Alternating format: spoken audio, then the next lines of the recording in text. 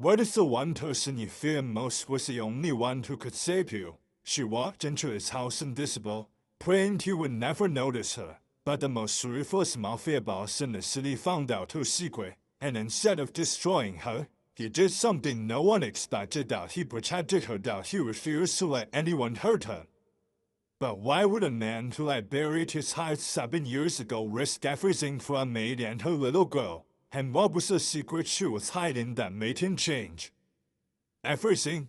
The answer was shatter everything you thought you knew about love, loss, and the walls we built to survive. Stay until the end, because the truth she carried in her hands that night in his kitchen, it will break you, and then it will pull you back together. Before we dive into this incredible story, do not forget to subscribe and hit the bell icon button so you never miss our powerful, life-changing content that I had not touched another human being in kindness for 7 years, not since the night I buried my wife, and the soft part of my soul along with her.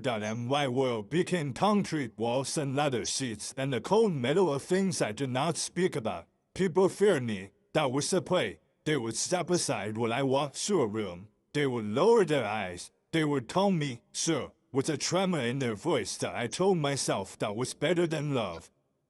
Love had left me in a cemetery with dirt under my fingernails. Then she came. The agency sent her out to say that a new maid that I did not interview her. My head of staff, Carlo, handled such things that I only looked up from my desk when I heard the soft sweep of her footsteps in the hallway. She was small, not small in a fragile way, small in a way that suggested she had learned to take up less space than she deserved. Her name was Olaya. She did not look at me when she entered. She kept her eyes on the floor, on the desk cloth in her hand. On the edge of the bookshelf she began to clean. That I watched her, not because I was interested, because I did not trust anyone. The first week, she was invisible. She came before dawn. She left after the morning light filled the eastern windows. She never spoke, and I spoke into the I like that. The second week, I noticed something strange. She did not simply clean my house. She tended to it. That I found a vase of fresh rosemary on the kitchen counter. Not flowers, rosemary. The same herb my mother used to place in our home when I was a boy. That I said nothing. That a few days later, I walked into the library and found all the books rearranged, not alphabetically, but by color. That I should have annoyed me. Instead, I stood in the doorway for a long time, feeling something shift in my chest that I did not have a name for. The third week, I began to watch her with more than suspicion. That I watched the way her hands moved over the wood of my father's old desk. She did not scrub it like a surface. She touched it like something alive. That I watched her pause at the window in the east hallway every morning at exactly 7:15. That she would stand there for 1 minute, just one dot, and she would close her eyes. That I did not ask why. The fourth week, I came home late from a meeting that had left my knuckles bruised and my soul black. That I walked into the kitchen to pour whiskey, and I found her there. That she was past midnight. She was not supposed to be there after sunset. She was sitting at the kitchen table with a small loaf of bread in front of her. She was not eating it. She was holding it in both hands, her head bowed over it like a prayer. She heard my step and froze. That I should have demanded an explanation. That I was a man who demanded explanations. That I was a man who punished disobedience. But the light from the single candle on the table caught her face, and I saw something I had not expected. Tears, not fresh tears, the kind that had been there for a long time, the kind that lived behind her eyes every moment she was awake. She wiped her face quickly. She stood up. She whispered, "I am sorry. I will leave." I did not move from the doorway. "Why are you here at midnight?" I said. That she was now a question. That she was a command. She looked at the bread in her hands. Then she looked at me, and for the first time since she had entered my house, she held my eyes. "My daughter is asleep upstairs," she said. The words landed in my chest like stones dropped into still water. That I did not know she had a daughter. Carlo had not told me.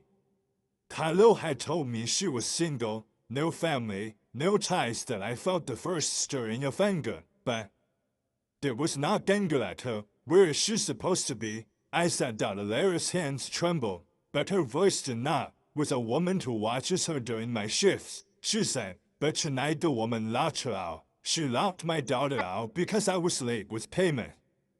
She paused, she swallowed. I have nowhere else to bring her that I have no one that I so I brought her here that I was going to leave before dawn that I was going to clean as always that I was going to make sure no one ever knew. I stood in that doorway for what felt like a very long time. The candle flickered, the bread sat on the table, and I saw in this small woman something I recognized. Desperation lapped in silence. Pain carried along that a life spent making herself small so the world would not crush her that I turned away from the kitchen that I walked down the hall that I climbed the stairs that I heard her footsteps behind me. Panicked, whispering, please, do not hurt her, please, she is only 4, please, I will do anything. I did not answer that I walked to the guest room at the end of the east hallway, the one with the windows that caught the morning light that I opened the door slowly. She was there that a small girl curled on the bed in a coat choosing for the cold. Her face was soft with sea. Her hand was wrapped around a small stuffed rabbit missing one ear that I stood there for a long moment. The moonlight came through the window and fell across her hair. She was not afraid. She was safe in her seat. She trusted her mother to tea. Her safe that I felt something crack inside me, not break. Cry that I had not allowed myself to feel anything for 7 years. But this small girl with her one-eared rabbit crashed the wall I had built around whatever was left of my heart that I turned to Alara. She was standing in the hallway with her hand pressed over her mouth, waiting for the blow that I said. She will stay here tonight. Alara's hand dropped from her mouth. In the morning, I said, you will tell me everything, and we will find a solution.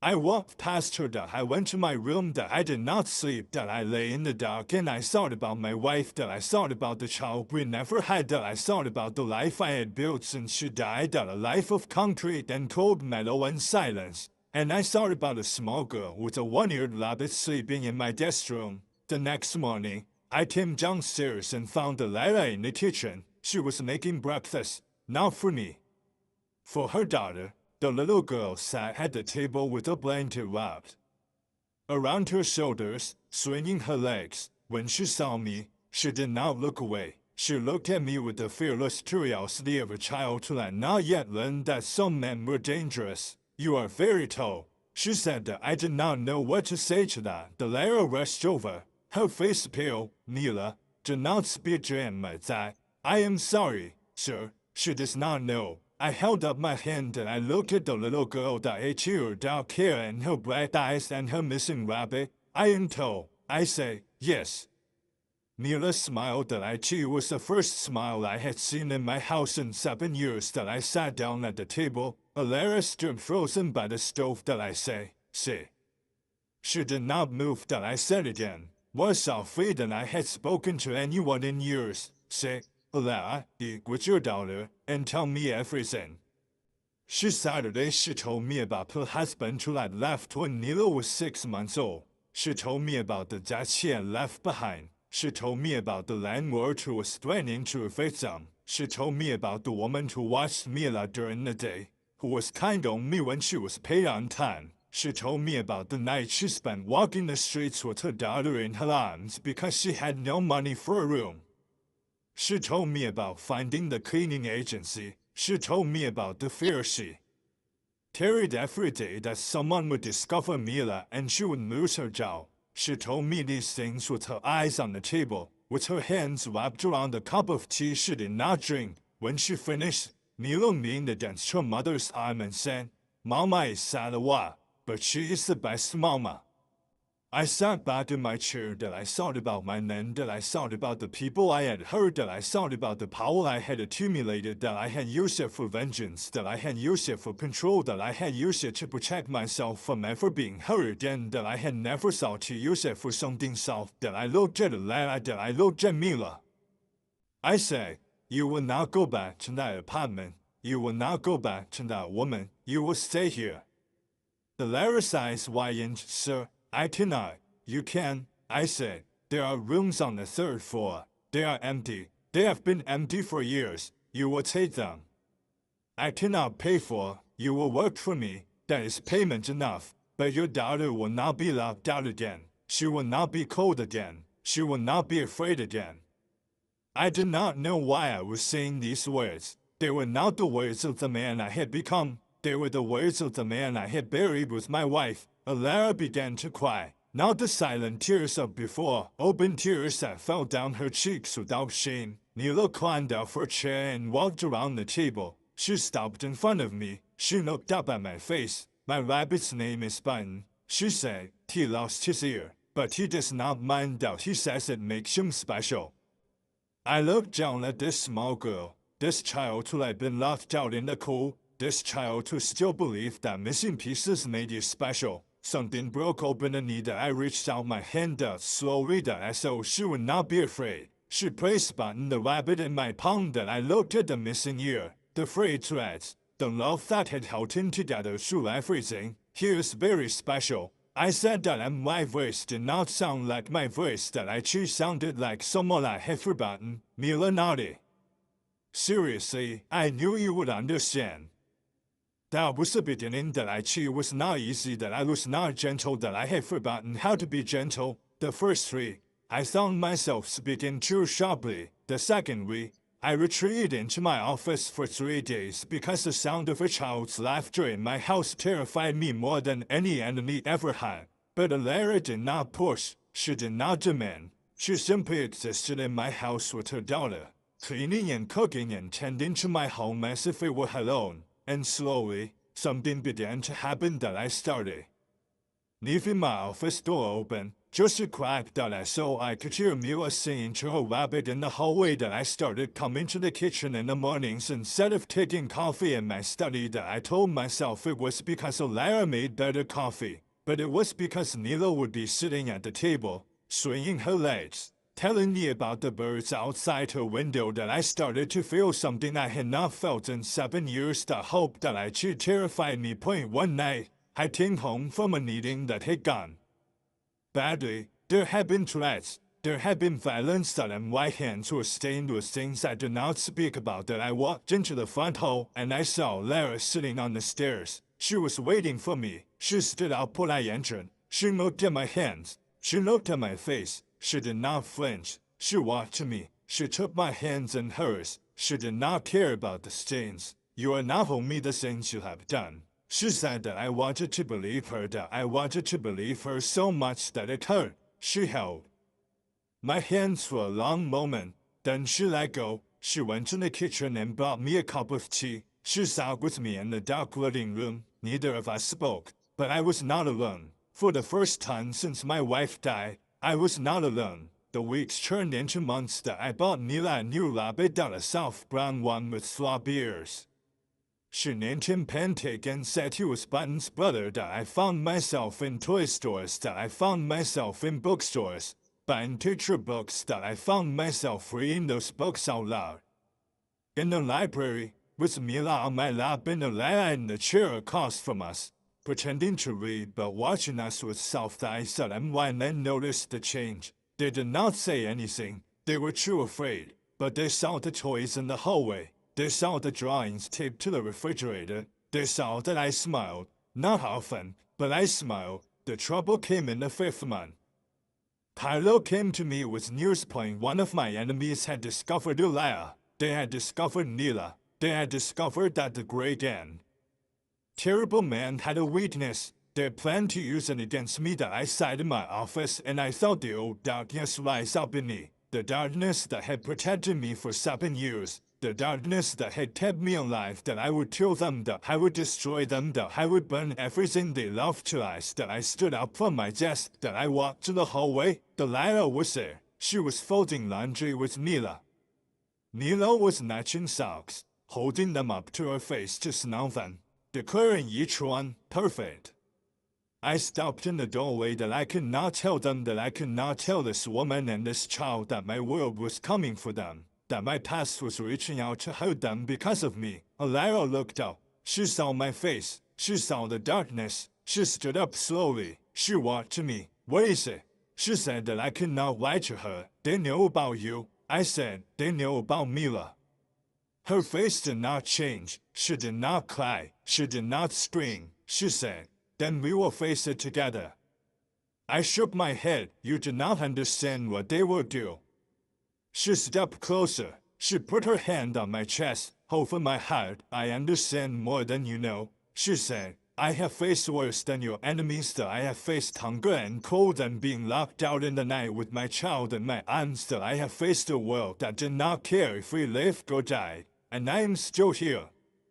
She looked up at me. "You are not the only one who knows how to fight," she said. "I have been fighting my whole life. That I am just now fighting with fists and guns." I looked down at her. This small woman who had taken up less space than she deserved. This woman who had been invisible in my house. This woman who had held my stained hands and told me I was not only the things I had done. That I realized in that moment that I loved her. That I had not planned it. That I had not wanted it. But there it was. And I realized something else. That I would die before I let anyone hurt her. Before I let anyone hurt her daughter. That I pulled out my phone. That I made calls. That I called in favors I had been saving for years. That I called in debts that men had owed me since before a liar walked into my house. That I did not do it with violence. Not this time. That I did it with power. With the power I had accumulated over 7 years of being the man people feared. That I made it clear that Lara and Nilo were under my protection. That anyone who touched them would not simply be hurt. They would be erased. Not from the world. From memory. From existence in any form. That be why morning. The threat was gone. That I walked into the kitchen. Lara was at the stove. Nilo was at the table with her rabbits. That I stood in the doorway. The morning light filled the windows. The smell of rosemary filled the air. Lara turned. She looked at me. She knew. "It is done," I said. She nodded. Nilo looked up. "Did you fix something?" she asked. That I looked at her small face. Her bright eyes. Her rabbits. One missing an ear and one new and whole. "Yes," I said. "I fixed something." Mila smiled. "Good." Button said you would. I crossed the kitchen. That I stood beside Lara. That I took her hand. She did not pull away. "I have not loved anyone in 7 years," I said. "I did not think I could. I did not think I deserved to." She squeezed my hand. "But I love you," I said. "And I love that small girl with her rabbits. And I will spend the rest of my life making sure neither of you ever faces the cold alone again." Lara turned to face me. Her eyes were wet, but she was smiling. "I have been alone for so long," she whispered. "I did not think anyone would ever see us, really see us." I lifted my hand and touched her face. "I see you," I said. Nila came running over. She wrapped her arms around both of us. Button and Tentake were squished between us. "We are family now," she announced. Button said so. I looked down at her. This child who had been locked out in the cold. This woman who had carried her daughter through the night with nowhere to go. They had come into my house invisible. They had filled it with rosemary and color-coded books and drawings on the refrigerator. They had cracked the walls around my heart. And now the light was pouring in. That I knelt down so I was at Mila's height. "Button is very wise," I said. Mila nodded. "I told you that he lost his ear. But he can still see everything." I looked up at Lara. She was laughing through her tears. And I laughed too. That I laughed for the first time in 7 years. That it was a rusty sound. A sound that did not know how to be lay. But it was real.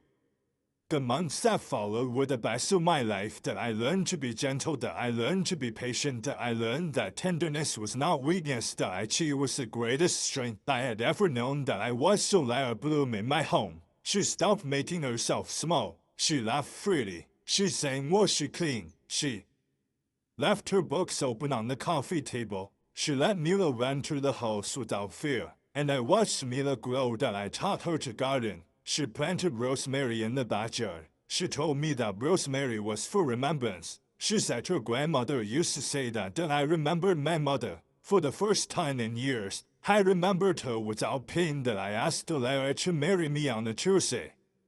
The same kind of Tuesday she had first walked into my house. That I did not do it with grand gestures. That I did it in the kitchen, with rosemary on the counter, with Mila at the table, swinging her legs. That I took Lara's hand. That I knelt down. That I asked her to stay with me forever. She said yes. Mila ran to that button and panted so they could witness that we were married in the garden, among the rosemary, among the flowers Mila had planted that and wine and stood in the back. They were not afraid of me anymore. They smiled. They clapped. Carlo cried. I did not cry, but I came close that night, after Mila was asleep. Lala and I sat on the back porch. The stars were out. The air smelled of rosemary. She leaned against me that I wrapped my arm around her. I was so afraid when I first came here. She said, I thought you would be like all the others, hard, cold, dangerous. I smiled. I was all of those things. She shook her head. No, you were all of those things on the outside, but on the inside, you were just a man who had lost everything and did not know how to find his way back. I pressed my lips to her hair. You found me, I said, you and your daughter and your one-eared rabbit. She laughed softly. Button, she said, he found you that he told Mila you were special. That first morning, when she said you were tall, she came to me afterward and said Button said you had a good height. I closed my eyes that a 4-year-old girl with a missing rabbit had seen what no one else had seen past the country walls and the ladder seats and the cold metal, had seen past the fear and the reputation and the darkness. She had seen me, and she had told her mother I had a good heart, that I held the lair tighter. I would spend every day of the rest of my life being the man Button saw, I said. Lara lifted her head. She looked at me with eyes full of love. You already are, she said, inside the house. A small voice called out, Mama, are you coming to tuck me in again? Button wants another story. Lara laughed. She stood up. She held out her hand to me that I took it that we walked inside together. And in that house that had been cold for 7 years, filled with country and silence, there was now one. There was now laughter. There was now rosemary on the counter and drawings on the refrigerator and 2 rabbits with one missing ear sitting on a small bed waiting for a story that I had found my way back. Now through power, now through fear. Now through the darkness I had wrapped around myself like Anna, but through a woman who had been locked out in the night with her daughter in her arms, and a child who believed that missing pieces made you special. They had come into my house invisible. They had seen you when no one else could, and they had taught me that love was not something you lost, that actually was something you found again, that I in the smallest, most unexpected places that I took to Mila in that night, that I told her a story about a rabbit who lost his ear but found a family. She fell asleep with her hand in mine. Lara stood in the doorway. She smiled at me that I walked to her, that I took her in my arms, and for the first time in 7 years, I was not afraid of the future, that I was not afraid of the darkness, that I was not afraid of love, that I was home.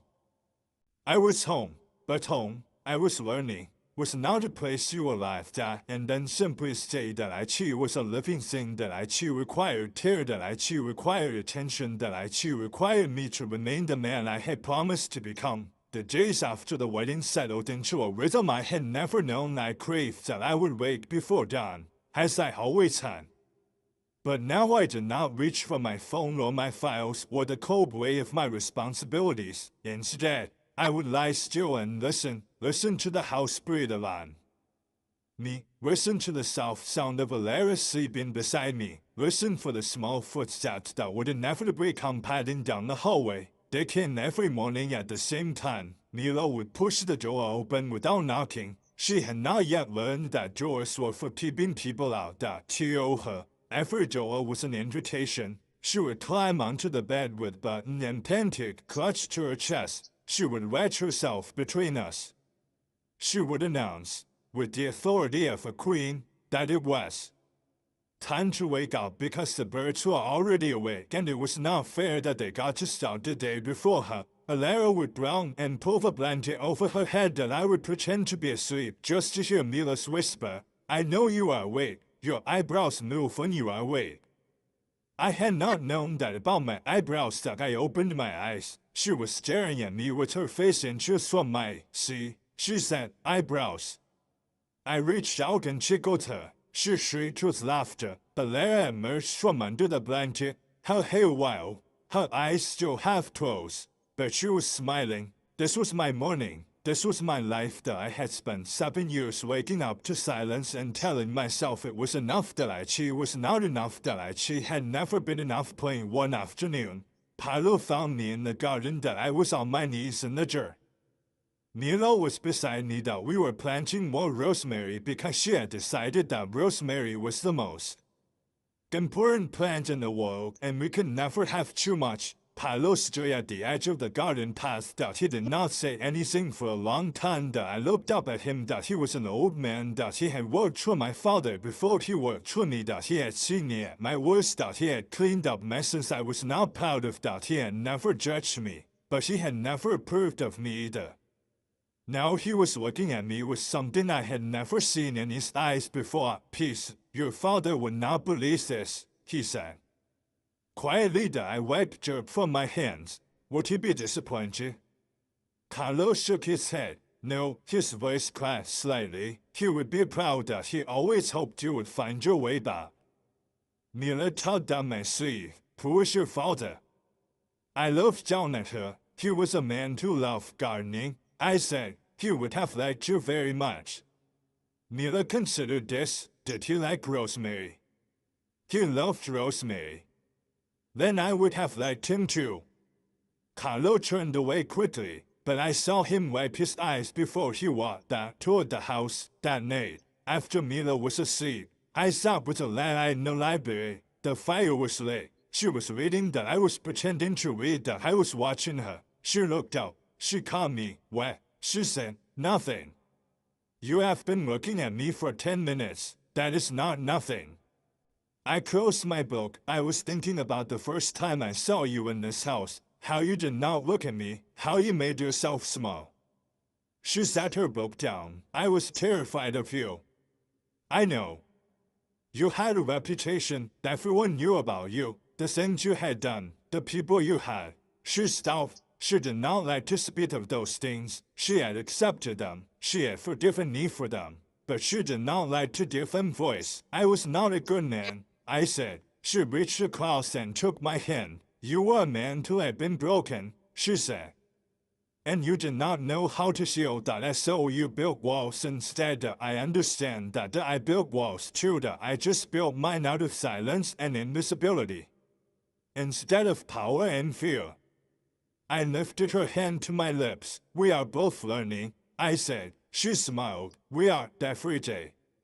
A week later, something happened that tested everything we had built. I received a letter that she was delivered by hand, sealed with wax. The kind of letter that meant someone wanted me to know they were not afraid to put their name to their words. That I opened it in my office. That alone that she was from a man I had put in prison 8 years ago. That a man whose brother I had. A man who had spent 8 years in a cell thinking about revenge. That he was out now. That he had served his time. And he wanted me to know that he had not forgotten. That he wanted me to know that he knew about my wife. That he knew about my house. That he knew about the new woman and the child who lived with me. That she did not threaten. That she did not need to. The letter was enough that I sat in my office for a long time after reading it. The old darkness stirred in my chest. The old voice whispered in my ear. This is who you are. This is what your life is. You cannot have soft things.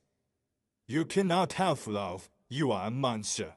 And monsters do not get to keep gardens and children and women who look at them like they are good. That I close my eyes. That I press my palms against the wood of my desk. That I felt the old desire rise up in me. The desire to strike first. To destroy this life before it to touch what was mine. To become the man I had been before Lyle walked into my house. But then I heard a sound from the hallway. Nilo was singing.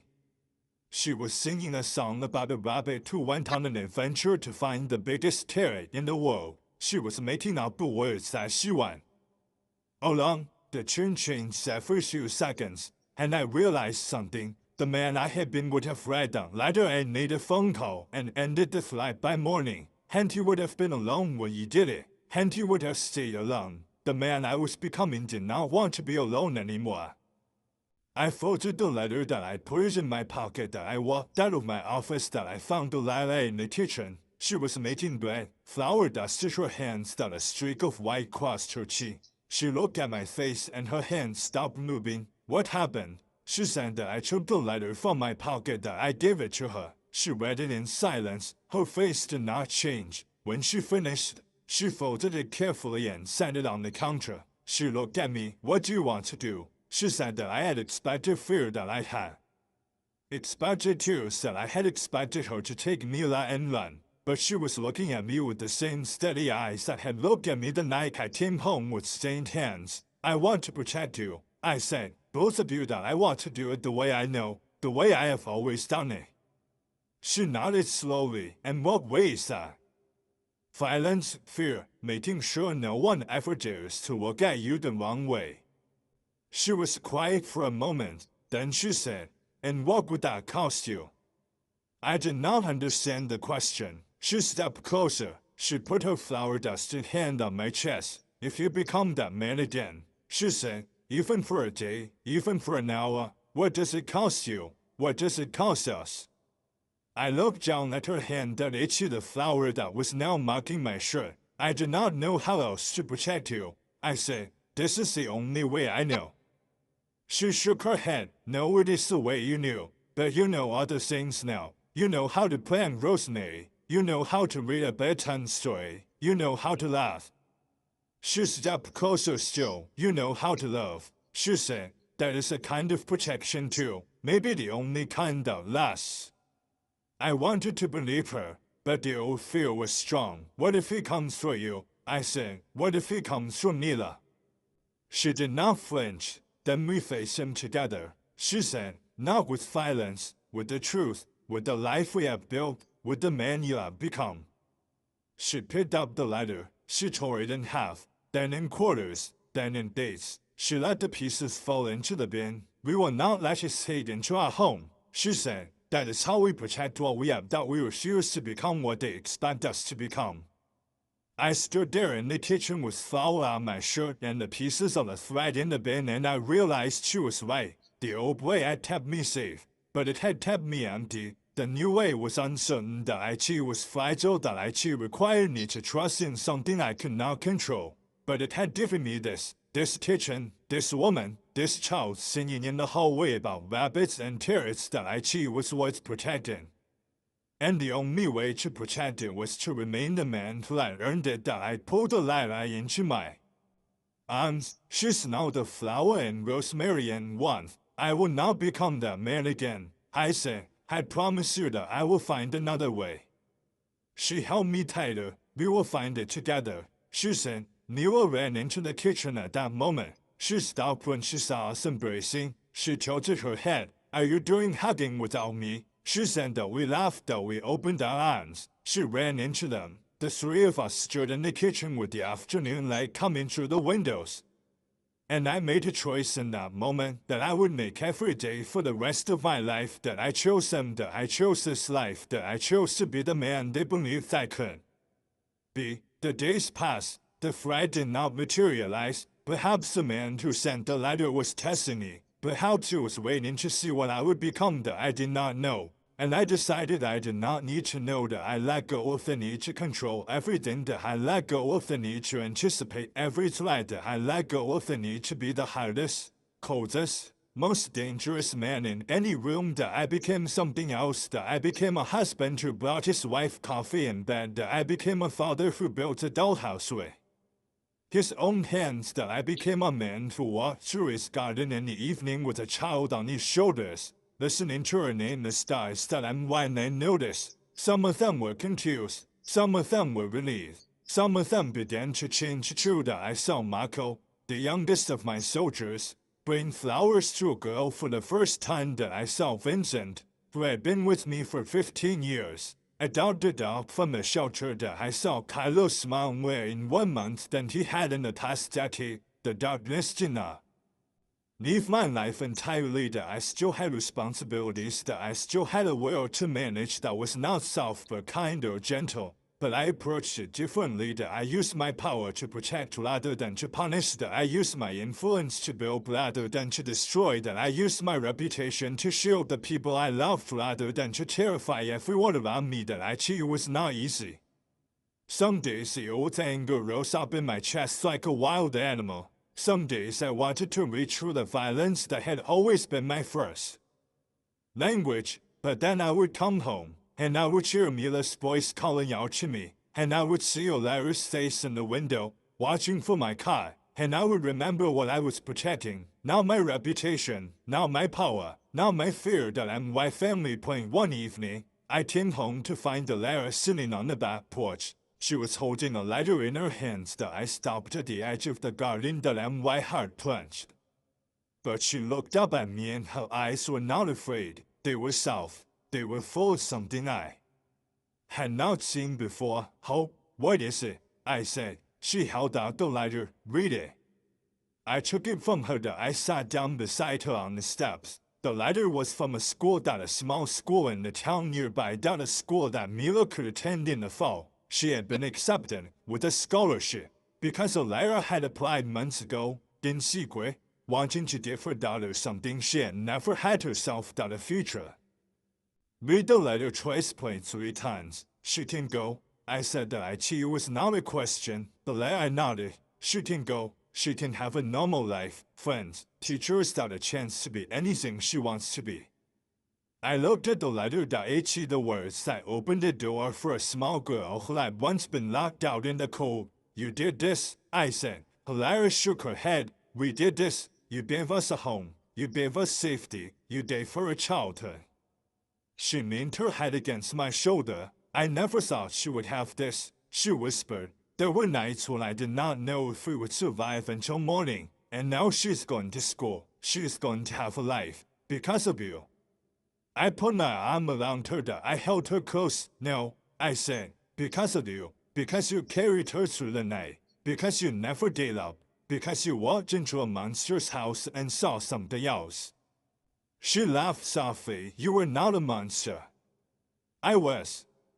"You were a man till I've forgotten how to love," she said. "That is not the same thing. Monsters do not change. Monsters do not plant rosemary with a 4-year-old. Monsters do not build dollhouses." I kissed the top of her head. "I learned from the best," I said. She looked up at me. Her eyes were bright. "We are going to be okay," she said. "All of us that we are going to be okay." I looked out at the garden. The rosemary Mila had planted. The flowers that had bloomed. The life that had grown from soil that had been barren for 7 years. "Yes," I said, "we are."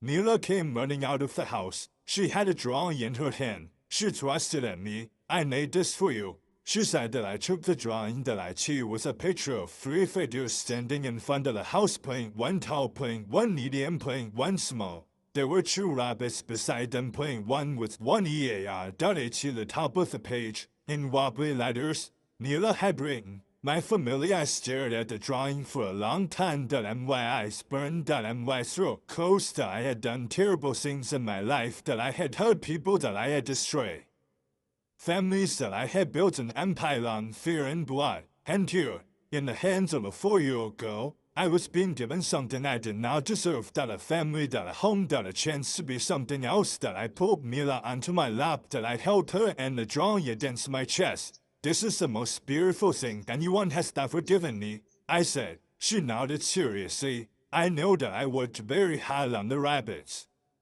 Button wanted to be in the picture even though he lost his ear. I told him it did not matter. You love him.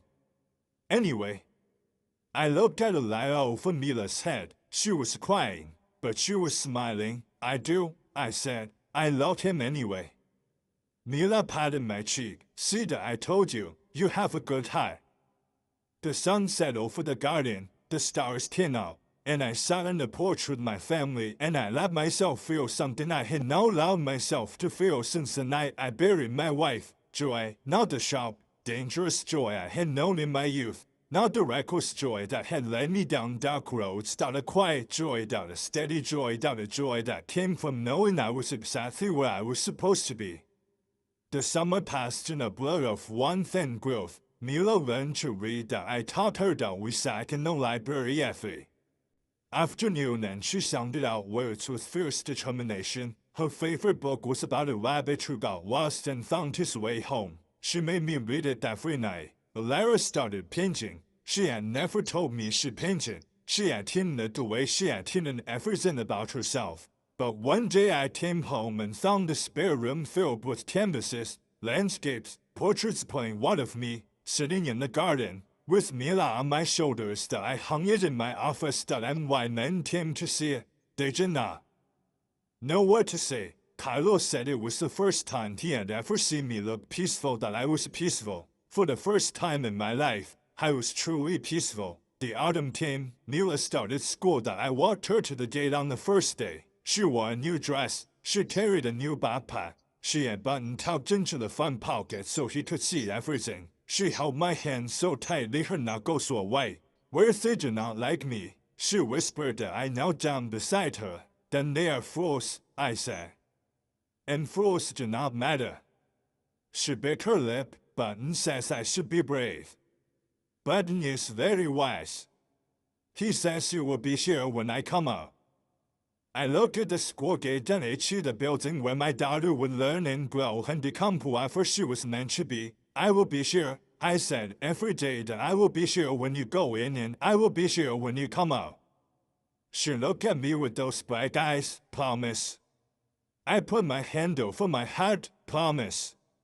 She nodded once, like a soldier receiving orders. Then she turned and walked through the gate. She did not look back, but I saw her reach into her pocket and touch button. Then I stayed at the gate until she disappeared into the building. Then I stood there for a long time, not moving. Alara came up beside me. She slipped her hand into mine. She's going to be fine. She said that. I nodded. We are all going to be fine. She said that. I turned to look at her. This woman who had walked into my house invisible and had taught me how to see again. I know. I said that we walked home together through the autumn leaves, and I thought about the journey that had brought us here, that a man who had buried his heart with his wife, that a woman who had made herself small to survive, that a child who believed that missing pieces made you special, point three broken people who had found each other in the darkness, and had built something beautiful from the pieces. That afternoon, I was in my office when Kylo knocked out. He had a file in his hands.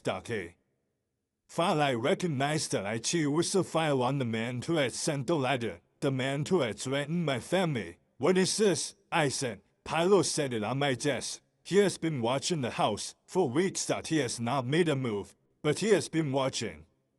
I did not open the file. That I looked at it. That I felt the old darkness stir, but I also felt something else, something newer, something stronger. Do nothing, I said. Kylo blinked. Sir?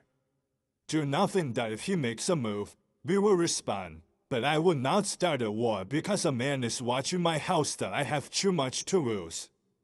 Kylo stood there for a long moment. Then he nodded slowly. Your father would be proud, he said. And he left. That I sat in my office with the file on my desk, and I did not open it. That I chose peace. That I chose patience. That I chose the man I was becoming over the man I had been. That night, Mila came home from school with a drawing that she was a picture of her classroom. She had drawn herself at a desk, and beside her, she had drawn a girl with glasses and braids. This is Sophie, she said. She is my best friend. She has 2 rabbits at home. Real ones. I told her about Button, and she said Button sounds like the best rabbit in the world.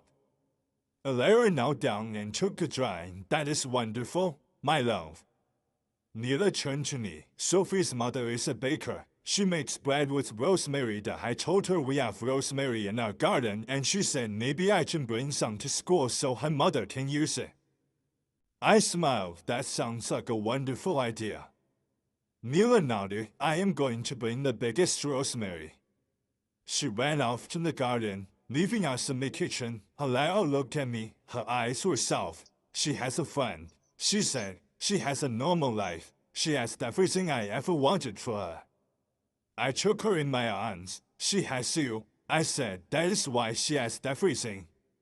She leaned into me. That we stood in the kitchen as the light faded and the evening came, and I thought about the man I had been, the man who had built walls around his heart, the man who had believed that love was a weakness. The man who I chose in darkness because it was easier than feeling that I was not that man anymore, that I was a man who planted rosemary, that I was a man who read bedtime stories about rabbits, that I was a man who walked his daughter to school and waited at the gate, that I was a man who had learned that the greatest strength was not the ability to destroy, that it was the courage to love, that to trust, that to be self to a will that had taught him to be hard, and I was still learning. Every day that I was still learning, Mila came running down from the garden with her hands full of rosemary. She held it up to me. For Sophie's mother, she said, Button says she is going to make the best bread in the world. I took the rosemary from her small hands. I am sure she will. Mila looked at me with those bright eyes, those eyes that had seen past everything, that had seen me when I could not see myself. I am glad you are my father, she said. The words hit me like a wave, that I had not adopted her legally, not yet, that I had been waiting for the right time, waiting to be sure I deserved it. But in her heart, I was already her father, that I knelt down, that I looked into her eyes. I am glad you are my daughter, I say. She smiled, then she grabbed my hand and pulled me toward the kitchen. Come on, she said. Mama is making dinner and I want to tell her about Sophie some more.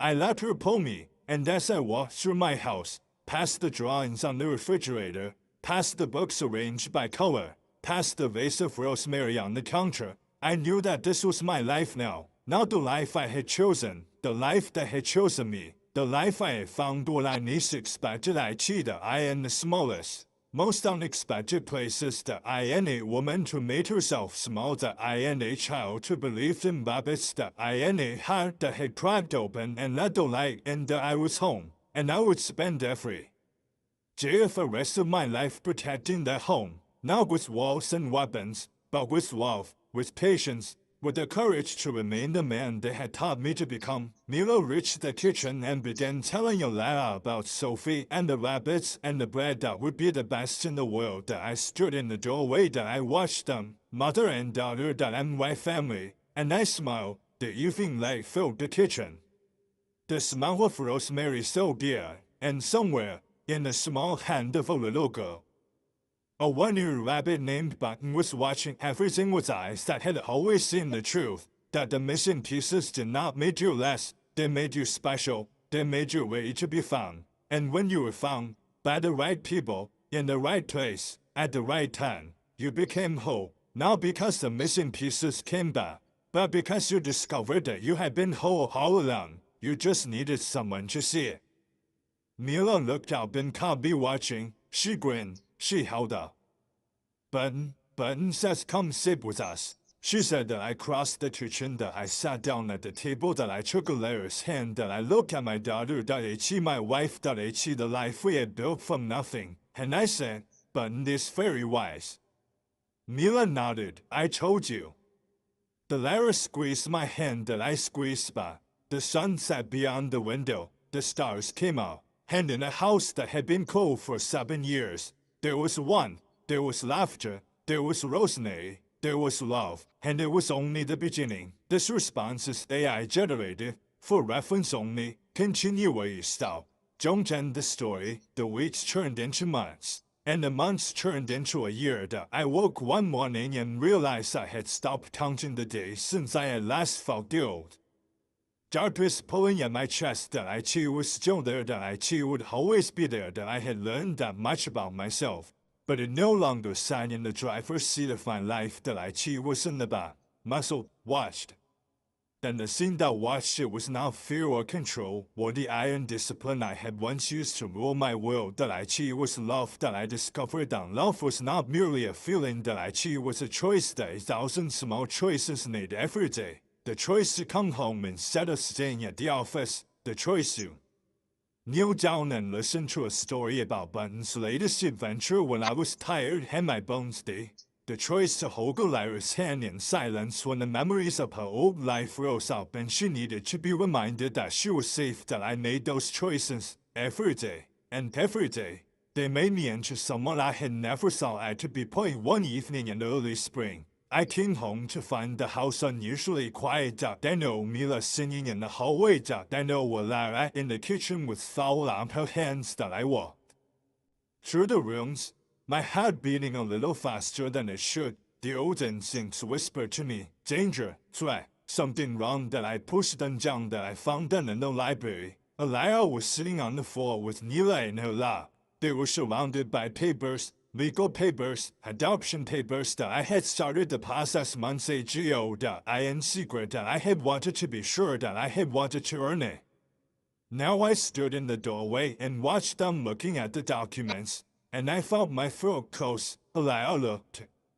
Oh, her eyes were red. She had been crying, but she was smiling. You did not tell me. She said that I walked into the room. That I sat down on the floor across from them. I wanted it to be rainy, I said. I wanted to be sure I deserved it. Mila looked at me with those eyes that had seen through me from the very first day. Deserve what? She said that I looked at her small face. 大一起的 child 出来本了 down in the cold. 大一起的 child 出来 walked into my house with nothing but a one-eared rabbit and had given me everything. You, I said. I wanted to be sure I deserved you. She crawled out of Lara's lap and came to me. She climbed into my lap the way she had done 1,000 times before. She put her small hands on my face. You are my father, she said. Button said so a long time ago. You do not have to earn it. You just have to be here. I pulled her close. That I held her against my chest, and for the first time in my life, I let myself cry in front of another person, not from sadness, not from pain. It is beautiful, Lara said. That I looked at her. 大一起的我们出来 walked into my house invisible. 大一起的我们出来 carried her daughter through the night with nowhere to go. 大一起的我们出来 seen something in me that no one else had seen. Yes, I said, it is. She leaned her head on my shoulder. That I put my arm around her. What are you thinking? She said. That I was thinking about the past, the years of darkness, the silence, the cold. That I was thinking about the night I found her in the kitchen, the morning Mila told me I was tall, the day I became a father. That I was thinking about the baby growing inside her, the new life that would soon join us. The future that stretched out before us like a garden waiting to be planted. But more than anything, I was thinking about what Mila had said, about missing pieces making you special, about being found by the right people in the right place at the right time. That I had been missing so many pieces. That I'm right wife. That I'm right innocence. That I'm right belief that the world was good. That I had spent 7 years trying to fill those missing pieces with power and control and fear. But that was not how missing pieces work. You did not fill them, you grew on them. You became something new, something shaped by the loss but not defined by it. And if you were lucky, if you were very, very lucky, you found people who loved the shape you had become. People like Lara, people like Mila, people who looked at your missing pieces and did not see something broken. They saw something special. That I held Lara close. That I felt the flutter of new life between us. That I looked at the rosemary we had planted together. And I knew, with absolute certainty, that whatever came next, we would face it together. The phone rang inside the house. That I did not move to answer it. The world could wait. The calls could wait. The empire I had built could wait. Right now, I was sitting on the back porch with my wife. Our daughter was at school, learning and growing and becoming. Our next child was sleeping in the warmth of her mother's body. The garden was full of rosemary. This was my life. This was my home. This was my heart. No longer buried. No longer walled off. No longer afraid. The phone stopped ringing. The birds kept singing. Lara fell asleep against my shoulder. That I sat there in the sun and I let myself feel everything. The love, the tenderness, the pain that had shaped me, the understanding that had saved me, the immeasurable work it had taken to get here. And I knew that the work was not over. That I too would never be over. That was the truth of healing. That of family. That of love. You did not arrive one day and declare yourself finished. You kept going. You kept choosing. You kept planting rosemary and reading bedtime stories and walking your daughter to school. You kept showing up every day, even when it was hard, especially when it was hard. because that was what love was, not a feeling that a choice that 1,000 choices made over 1,000 days, each one small, each one impossible to see on its own. But together, they built something unbreakable. Alara stood against my shoulder. She did not open her eyes, but she smiled. Are you watching me sleep? She murmured, yes. That is not creepy at all. I laughed at her. It was a quiet laugh, that a warm laugh, the kind of laugh I had not known I was capable of. I was thinking, I said. She opened one eye. About what? About the day you walked into my house, about how I did not look up from my desk, about how I almost missed you. She opened both eyes. She sat up slowly. She looked at me. But you did not miss me, she said. No, I did not. Why? I thought about it, and I thought about the sound of her footsteps in the hallway, the way she had not looked at me, the way she had made herself small. Something had made me look up. Something had made me watch. Something had made me notice the woman who was trying so hard not to be noticed. I did not know, I said, but I am grateful. Every day that I am grateful. She took my face in her hands. She kissed me. That I too was a soft kiss, that a kiss that said everything we had never found the words for. When she pulled back, her eyes were wet. I was so afraid of you, she said. The first week, I prayed every night that I would not see you, that I prayed that I could do my work and leave and never be seen. And then, I said, she smiled, and then I saw the rosemary. I found the rosemary. She nodded. I found it in the cupboard, dry, oh, but someone had put it there, someone had tapped it, and I saw it. A man who keeps rosemary in his cupboard cannot be all bad. I stared at her, that I had forgotten about that rosemary, that my mother had put it there, years ago, before she died, before everything, that I had never thrown it away, that I had never even thought about it. But Alara had found it, and it had changed everything. So you say, I said, I see. We sat there in the sun, holding hands, thinking about the small things that had brought us together, that a dried herb in a cupboard, that a loaf of bread on a kitchen table, that a 4-year-old girl with a one-eared rabbit. Small things, small moments, small choices, and yet, here we were, that a family, that a home, that a life neither of us had thought we would have. Neela came home from school that afternoon with a drawing of a rabbit family. There were 4 rabbits, 2 big, 2 small. One of the small rabbits was missing an ear. She gave it to me for the baby's room. She said, when the baby comes, I want them to know about Ben. I took the drawing, that I held it carefully. The baby will know, I said. We will tell them everything. Neela nodded. Good, that it is important. Button has a lot of wisdom to share. She went off to the garden to check on the rosemary. Alara came up beside me. She looked at the drawing. For rabbits. She said that I looked at her, that I see the drawing, that I see the garden where our daughter was running through the flowers. For, I said. She put her hand on her stomach, that I put my hand over hers. The sun was setting. The garden was quiet. The house was warm. And somewhere inside, in the small hand of a little girl, a one-eared rabbit was watching everything with eyes that had always seen the truth. That love found you when you least expected it. That missing pieces did not make you less. That the smallest acts of kindness could change everything. That you were never too broken to be made whole. That I looked at the drawing one more time. Then I hung it on the refrigerator, right next to all the others, that a gallery of love, that a history of a family, that a reminder of how far we had come. And a promise of how far we would go.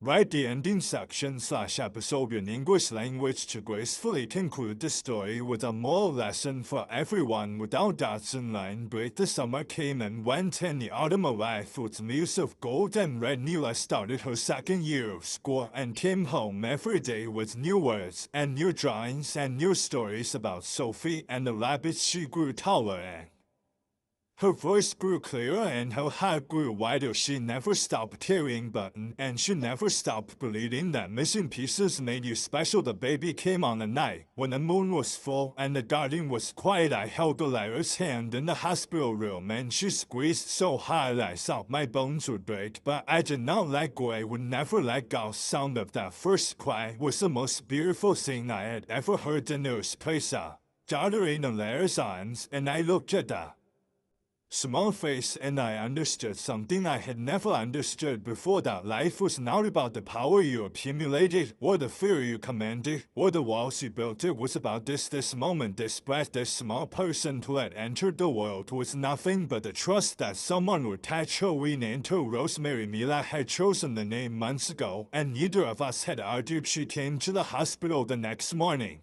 with Kylo, who had driven her because I could not leave Alaris.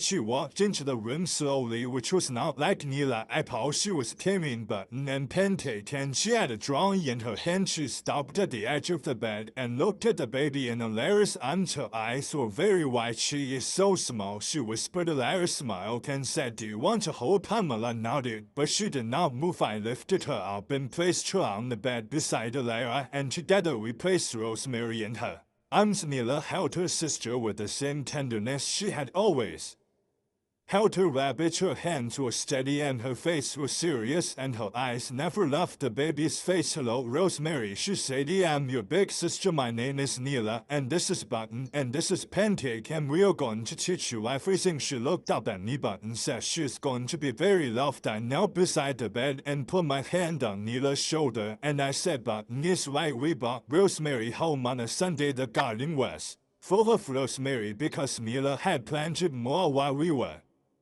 gone." She said the new rosemary was for her sister, and it was the most important rosemary in the whole garden. I carried Rosemary to the front door, and I stopped for a moment in the hallway. I thought about the man who had walked this house for 7 years in silence and cold. I thought about the wall she had built and the heart he had buried. I looked at the drawings on the refrigerator and the books arranged by color and the vase of fresh rosemary on the counter. I looked at Alara standing in the doorway of the kitchen with her hand over her heart. I looked at Nila running ahead with her rabbits held high. I looked at the small sleeping face of my youngest daughter, and I knew that the house was not the same house. It had been transformed not by money or power or any of the things I had once valued, but by love and the small unstoppable force of a woman who refused to give up, by a child who saw the good in a broken man and refused to let him have the choice to be soft in a world that had taught me to be hard. That night, after Mila was asleep and Rosemary was sleeping in the bassinet beside our bed, Alara and I sat on the back porch. The stars were out, and the garden was quiet, and the air smelled of rosemary. "I had been thinking," she said, what about the night you found me in the kitchen?" I looked at her. She was looking at the garden with her hands wrapped around a cup of tea. "I was so sure you would throw us out," she said. "I was so sure that I had finally gone too far, and that the kindness I had imagined in you was not real, but you did not throw us out." "No," I said, "you did not." "Why?" I thought about it. I thought about the candle on the table and the bread in her hands and the tears on her face. I thought about the way she had said, "My daughter is asleep upstairs," with the voice of a woman who had nowhere else to turn. I thought about the small girl curled on the bed with her one-eared rabbit. I said, "Because I saw myself in you." She turned to look at me. Said, "I saw someone who had lost everything and was still fighting." I saw someone who had every reason to be hard and had chosen to be soft for a child. I saw someone who was invisible to the world and still believed that the world was worth showing up for. She was quiet for a long time. Then she said, "You were invisible too. I wish you built walls instead of silence." "I did, but you let us in." You looked at her. I said, "You did not wait for me to let you in. You walked through the walls like they were not there." She smiled. "Mila walked through the walls," she said. "He just followed."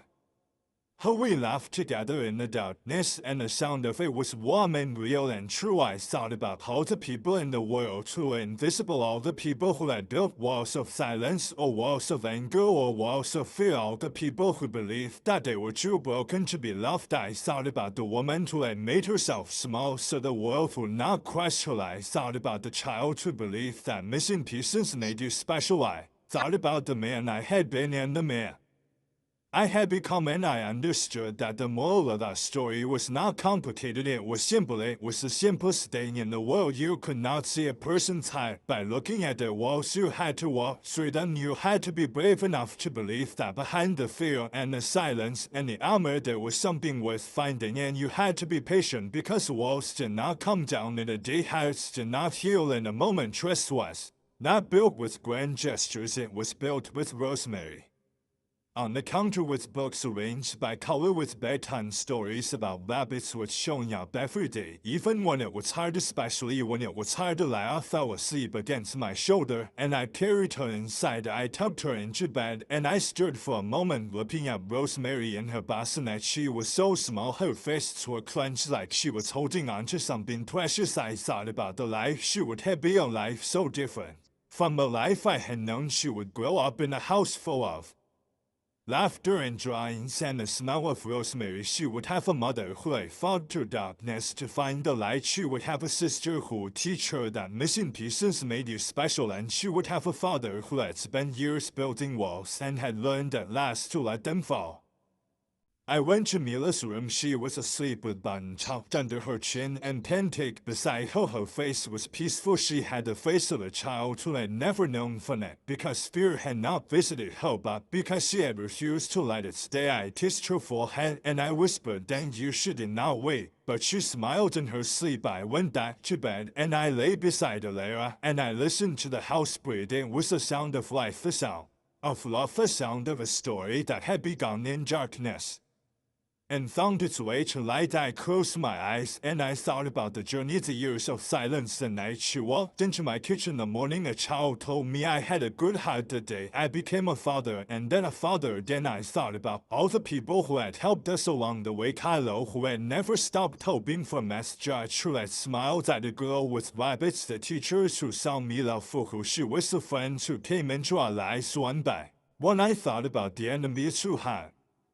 threatened us and how we had faced them, not with violence but with the quiet strength of a family that refused to be broken. And I understood that the story was not just our story, it was everyone's story. Everyone had darkness, everyone had walls, everyone had missing pieces, but everyone also had the capacity for love, for tenderness, for the kind of courage that did not roar but whispered, "I am here, I see you, you are not alone." The years past. Rosemary grew. She had her mother's patience and her sister's eyes in her father's stubborn heart. She loved the garden as much as Neela did, and she planted her own rosemary when she was 3 years old. She carried buttons sometimes, and Neela let her because that was the kind of sister Neela was. The house was always full. Friends came for dinner and children came to play, and the sound of laughter became the soundtrack of our days. Still what? I still had responsibilities, but I was a different kind of money. Used my power to protect people who had no one. I used my influence to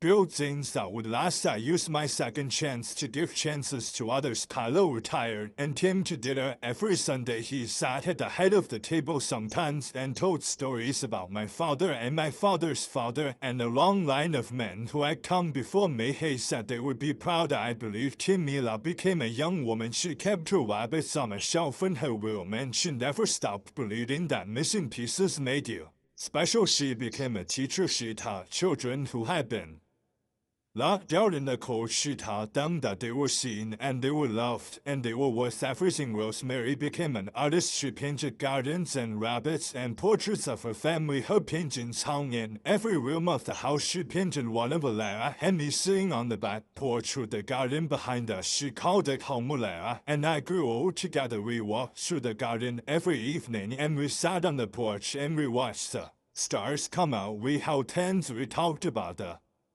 past and the future and the small moments that had made us who we were. We never stopped being grateful. We never stopped choosing each other, and we never stopped believing that love was the only thing that ever really mattered. On the last night of my life, I sat on the back porch with the lair beside Meth. Garden was full of rosemary. The stars were bright. The house was quiet because Mila and Rosemary were inside with their own children who had come to visit. I was tired, but it was a good tired, the kind of tired that came from a life well lived. I held my hand. She said, "Are you afraid?" I thought about it. I thought about the man who had buried his heart and built walls around whatever was left. I thought about the woman who had walked into my house invisible. I thought about the child who believed that missing pieces made you special. I thought about the life we had built from nothing. I said, "No, I am not afraid. I am grateful." She squeezed my hand. Squeeze back. I looked at the garden one more time, at the rosemary.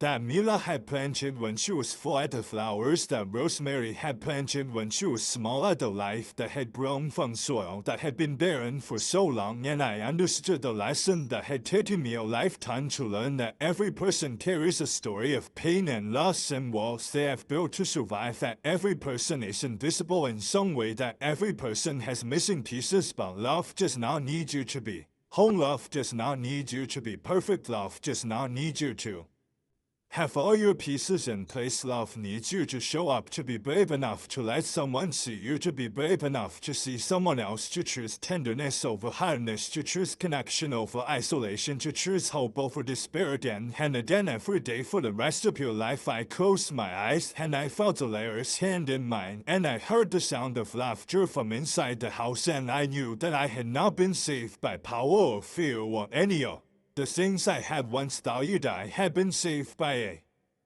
woman who made herself small so the world would not crush her. I had been saved by a child who believed that missing pieces made you special. I had been saved by the choice to let love in. That was the lesson. That was always the lesson. No one is beyond saving. No heart is too broken. No wall is too high. There is always a way back to the light. It begins with a single act of kindness, a single moment of seeing, a single choice to be soft when the world tells you to be hard. And once you make that choice, once you let love in, you are never the same. You become someone new, someone shaped by the pain but not defined by, someone who knows that the missing pieces are not weakness, they are the places where the light gets in. Lara's voice came to me from very far away. She was saying my name. I smiled. I said, I am here. She said, I know you have always been here. I held her hand and I felt the warmth of her skin, and I thought about the morning a small girl told me I was tall and that buttons out. I had a good heart. I saw